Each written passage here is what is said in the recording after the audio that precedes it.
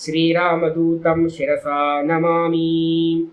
ओम कायेन वाचा मनसेन्द्रियैर्वा बुद्ध्यात्मना वा प्रकृतेर्स्वभावात् करोमि यद्यत् सकलं परस्मै नारायणायेति समर्पयामि।